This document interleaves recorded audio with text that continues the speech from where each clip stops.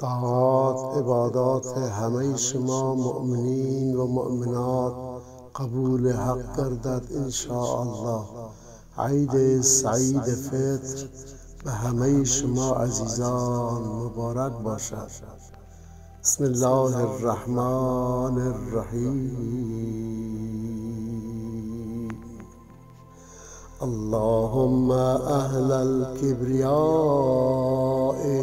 والعظمه واهل الجود والجبروت واهل العفو والرحمه واهل التقوى والمغفره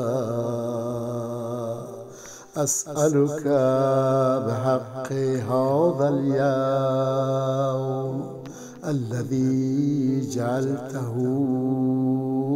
للمسلمين عيدا ولمحمد صلى الله عليه وآله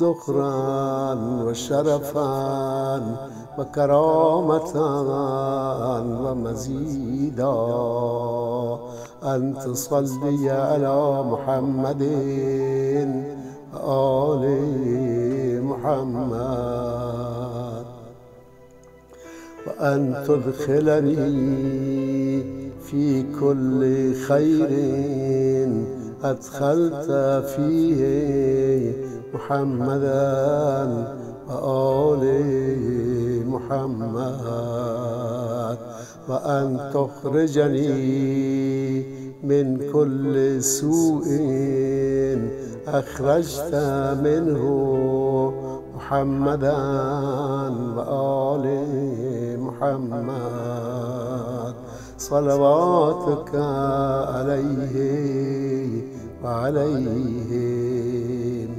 اللهم إني أسألك خير ما سألك به عبادك الصالحون وأعوذ بك مما استعاذ منه عبادك المخلصون